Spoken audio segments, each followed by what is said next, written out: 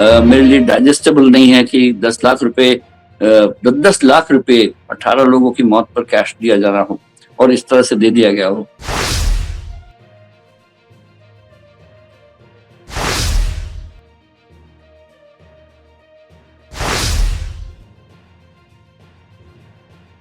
भारतीय राजनीति में जब भी ताकतवर मंत्रियों की बात होती है तो अश्विनी वैष्णव का नाम शीर्ष पर आता है। रेलवे मंत्रालय, सूचना एवं प्रसारण मंत्रालय और इलेक्ट्रॉनिक्स एवं सूचना प्रौद्योगिकी मंत्रालय जैसे महत्वपूर्ण विभागों को संभालने वाले वैष्णव प्रधानमंत्री नरेंद्र मोदी के करीबी माने जाते हैं।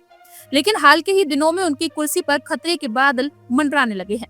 सवाल उठ रहा है कि क्या मोदी सरकार अब उन्हें हटाने का मन बना चुकी है।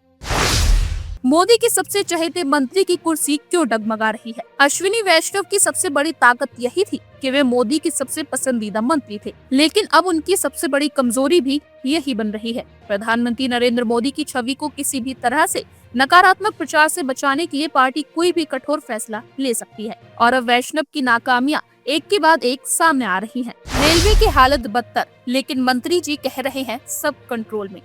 हाल ही में नई दिल्ली रेलवे स्टेशन पर मची भगदड़ और अव्यवस्था ने रेलवे मंत्रालय की लापरवाही को उजागर कर दिया है।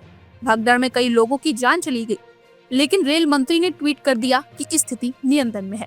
हकीकत यही थी कि हालत बेकाबू थी। लोग अपनी जान बचाने के लिए इधर उधर भाग रहे थे। जब सच्चाई सामने आई तो मोदी को एहसास हुआ कि उनके सबसे चहेते मंत्री की कार्यशैली पर सवाल उठने लगे हैं। साइबर क्राइम पर काबू नहीं, डिजिटल इंडिया सिर्फ नारेबाजी। भारत में साइबर अपराध चरम पर है, लेकिन आईटी मंत्री अश्विनी वैष्णव इसे रोकने में पूरी तरह नाकाम रहे हैं।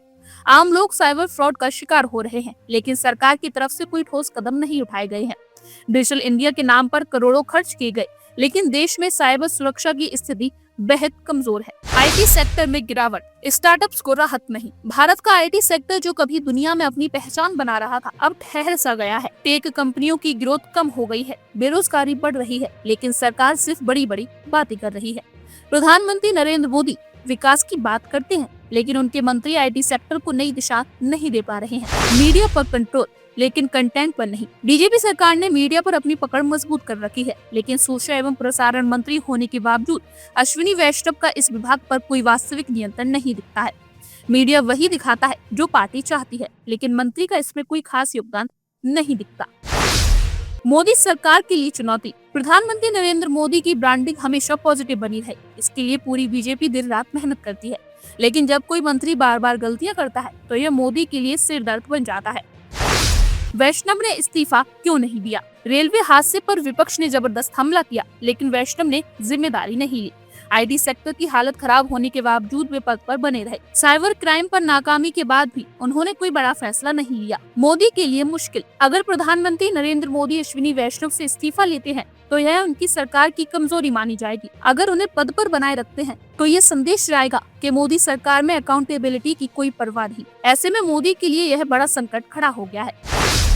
क्या अश्विनी वैष्णव को हटाया जाएगा? अब सबसे बड़ा सवाल यही है कि क्या अश्विनी वैष्णव को पद से हटाया जाएगा? वैष्णव खुद इस्तीफा दे सकते हैं। अगर मोदी सरकार पर ज्यादा दबाव आता है तो वैष्णव खुद इस्तीफा देकर सरकार की छवि बचाने की कोशिश कर सकते हैं। इसमें मोदी की छवि बच जाएगी और विपक्ष को ज्यादा हमला करने का मौका नहीं मिलेगा। मंत्रालयों में फेरबदल, मोदी सरकार उन्हें हटाने की वजह उनके मंत्रालय बदल सकती है। हो सकता है कि रेलवे मंत्रालय उनसे लेकर किसी और को दे दिया जाएगा।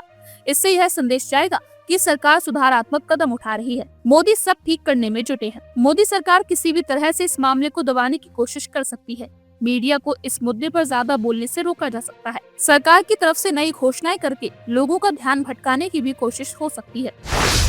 वैष्णव के लिए मुश्किल, मोदी के लिए चुनौती। अश्विनी वैष्णव भले ही प्रधानमंत्री नरेंद्र मोदी की सबसे चहेते मंत्री हों, लेकिन अब उनकी कुर्सी खतरे में है। रेलवे में लापरवाही, आईटी सेक्टर की खराब स्थिति, साइबर क्राइम पर नियंत्रण न होना और मीडिया पर कंट्रोल ना कर पाना, इन सभी कारणों से वैष्णव की नाकामी साफ दिख रही है। अब सवाल यही है कि क्या मोदी अपनी छवि बचाने के लिए वैष्णव को हटाएंगे या फिर कोई और चाल चलकर इस संकट से बाहर निकालेंगे? भाई मुझे तो जो बताया गया वो ये था कि ये बताया गया कि अक्सर ऐसे मामलों में हम लोग कैश ही ट्रांसफर करते हैं, लेकिन मेरे के बात ये हजम नहीं हो रही है। ये बिल्कुल मेरे लिए डाइजेस्टेबल नहीं है कि 10 लाख रुपए 18 लोगों की मौत पर कैश दिया जा रहा हो और इस तरह से दे दिया गया हो। और अगर ये दिया गया है तो सरकार को सोचना होगा अपने ही नियमों के अपने ही नियमों के बारे में सोचना होगा, उसको कैश के नियम ढीले करने होंगे, उसको बताना होगा कि कोई 2 लाख रुपए से नहीं 10 लाख रुपए तक अपने खाते में बिना पेन, बिना किसी और के ट्रांसफर कर सकता है। वो अपनी एयरलाइंस में 10 लाख रुपए, 5 लाख रुपए ले जा सकता है। कैश का तो कोई लिखित पढ़त नहीं है, कैश की कोई जवाब नहीं है। आपने जिसको 10 लाख दिया, कल उसके यहाँ पे एजेंसी वाले कह देंगे 10 लाख कैश कहाँ से लाए, उसी को पीड़ित को उठा लिया उन्होंने, तो क्या करेंगे? क्योंकि तो सिस्टम है, सिस्टम के हिसाब से चलेंगे तो सारी चीजें गैर कानूनी हो जाती हैं। और खुद मंत्री ऐसा काम कर रहे हैं, मतलब मंत्री ही सबके स्तर पर है ये। और इसमें अब आप लोगों को बहुत गहराई में जाने की जरूरत है और सरकार को जवाबदेह ठहराने की जरूरत है कि ये कैश घोटाला क्या हुआ है। आप लोग मारे गए हैं, ये बहुत दुखद है। लोगों को तुरंत राहत की जरूरत है, ये बिल्कुल जायज है। ये कि कैश में वहां पर भी कई लोग के परिवार वाले जो नहीं मिले, जो कि सो कॉल्ड ये बातें आ रही हैं दूसरों के सहारे की किस तरह लोगों को दफना दिया गया, उनकी लाशों को, उनकी लाशें आज तक नहीं मिली हैं, लोग ढूंढ रहे हैं, उनको भी कैश के साथ निपटा दिया गया। सरकार कैश में क्यों डील कर रही है? तो खुद कैश के खिलाफ मुझे कोई भी लॉजिक से आप मुझे बर्बाद हो गए, लोग मर गए कितने सारे उसकी वजह से। मुझे किसी भी लॉजिक से ये समझाइए कि कैश देना क्यों जरूरी था। अगर आपको जरूरी है तो नियमों के खाते में रखते हुए कि 2 लाख रुपए तक की एक लिमिट है, 2 लाख हम आपको कैश दे देते हैं, जो बाकी 8 लाख रुपए है आपके खातों में ट्रांसफर कर देंगे। और वो भी जब पूरा सर्टिफाई हो जाएगा कि ये आप ही का बनता है। मान लिया किसी ने आपने गलत किसी व्यक्ति को वो 10 लाख रुपए दे दिया और वो कल गायब हो गया, आप उसकी उस पैसे की रिकवरी कैसे करेंगे? तो सरकार के स्तर पर ये जो मुझे लगता है ये संगीन लापरवाही हुई है, इस पर हमको कुछ करने की मैं क्या, सरकार को खुद सोचना होगा कि ये सब क्या हुआ और किसके कहने पर हुआ, कौन थे वो लोग जिनके कहने पर ये कैश बांटा गया, वो कहाँ से आया था कैश, किस आधार पर लोगों का चयन किया गया बेनिफिशियरीज का। मतलब मुझे समझ में नहीं आ रहा, ये इतनी बड़ी गलती सरकार कैसे कर सकती है, अपने पांव पे कुल्हाड़ी कैसे मार सकती है? मुझे कुछ समझ में नहीं आ रहा। मैं आपसे इत्तेफाक रखता, अगर ये मेरी समझ में आ जाता तो मैं आपसे इतना बात ही नहीं करता। और अगर सरकार ऐसा नहीं आ रहा है, आज मुझे इसका कोई छोर समझ नहीं आ रहा है। क्या सरकार की यह हालत है कि उसे इस तरह, या तो उसके खजाने खत्म हो रहे हैं और वो खजाने से पूछा जाना चाहिए, ये पूछा जाना चाहिए सरकार से कि इतना फ्री कैश कैसे था अवेलेबल आपके पास, उसको बांटने का तंत्र क्या था, किस अकाउंट से ये कैश आ रहा है, इस अकाउंट से कैश आया, किसको चला गया, किसने लिया, किस आधार पर दिया गया, सरकार ने दिया या बीजेपी पार्टी ने दिया, ये भी सवाल है इसमें। तो अपनी साख बचाने के लिए नहीं, पार्टी नहीं, वो तो सरकार के खजाने से ही गया है, क्योंकि वो रेलवे स्टेशन में एक मेज पर रखा हुआ कैश। इन्वेस्टिगेटिव स्टोरीज कर चुके हैं। मैं जानना चाह रही हूँ कि सरकारी खजाने से गया है तो इतना कैश, कई लोगों को ये कैश गया है, इसका मतलब तो इतना कैश सरकार कैसे होल्ड कर रही है? ये तो सारी चीजें बिल्कुल क्लियर होनी चाहिए ना, ट्रांसपेरेंट, बैंक टू बैंक होनी चाहिए। इतनी सारी फाइलें होती हैं, सरकारी लोग होते हैं, इसका मतलब 10 लाख जहां दिया जा रहा है, अंदर पता नहीं किस तरह से फ्लो किया गया होगा, क्या हुआ होगा।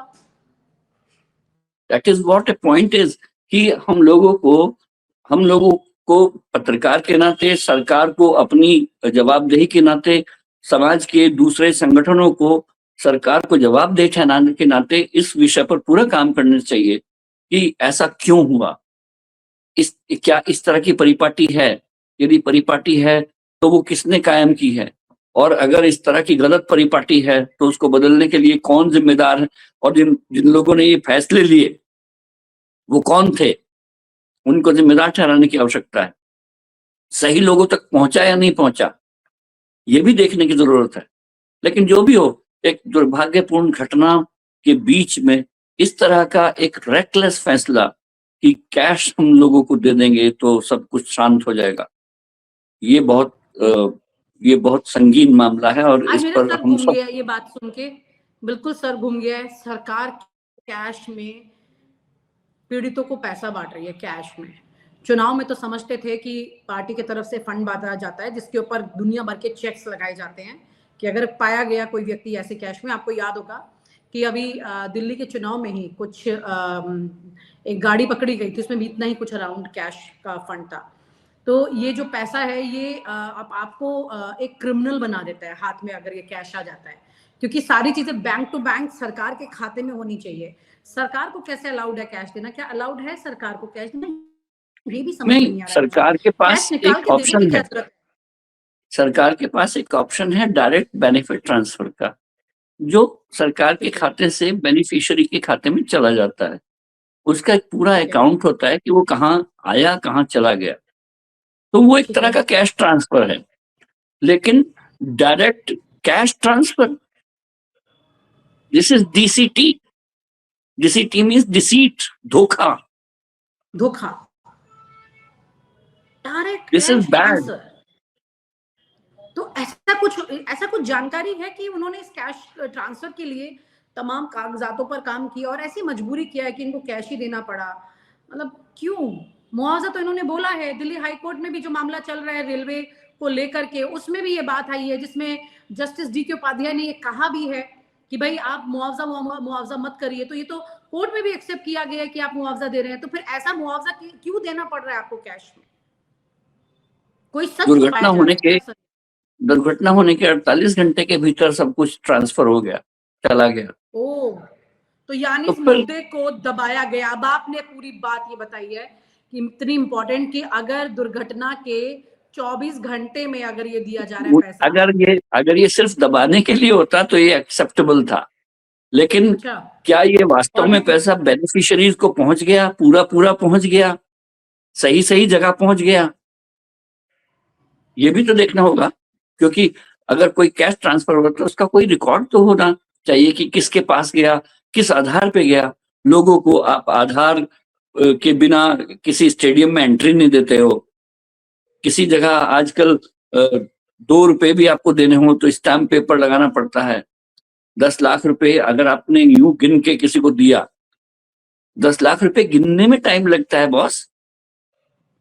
बिल्कुल अगर ये इस तरह का ट्रांसफर हुआ कि ये गड्डियां 10 लाख की थमा दी गई किसी को, कल के दिन अगर वो हाथ में 10 लाख रुपए लेके अपनी किसी गाड़ी से जाता तो उसका मर्डर वगैरह भी हो सकता था। ये बहुत संगीन मामला है, इसको बहुत आसान इसको इतनी आसानी से लेने की बहुत बड़ी आवश्यकता नहीं। बात है, बहुत बड़ी बात है ये, इसको हल्के में नहीं लिया जा सकता।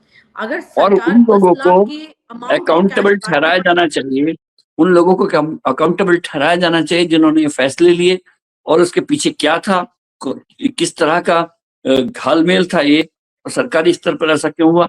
और हम तो चाहेंगे कि सरकार इस पर पूरा एक्सप्लेनेशन दे दे कि नहीं, इस तरह के मामलों में इस दिन ऐसे कैश दिए गए, और ये परंपरा है कि हम लोग कुछ भी नहीं जानकारी रखते हैं, जो भी होता है तुरंत ओवर द काउंटर पैसा मेज पर रखते हैं और उठा के लोगों को दे देते हैं।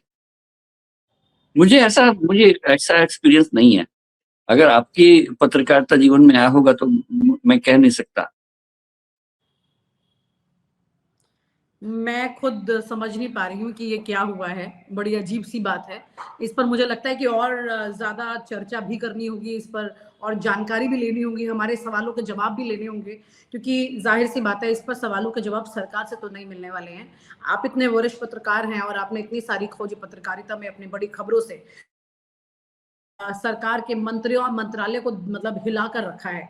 तो ये बड़ी खबर आज है कि कैश जो है वो है, सरकार ऐसी परिस्थिति में आ गई कि अब पीड़ितों को कैश में 10-10 लाख रुपए बांट रही है। इससे बड़ी खबर नहीं हो सकती है, इससे बड़ा झटका नहीं हो सकता इस देश में। ये बहुत बड़ी बात है।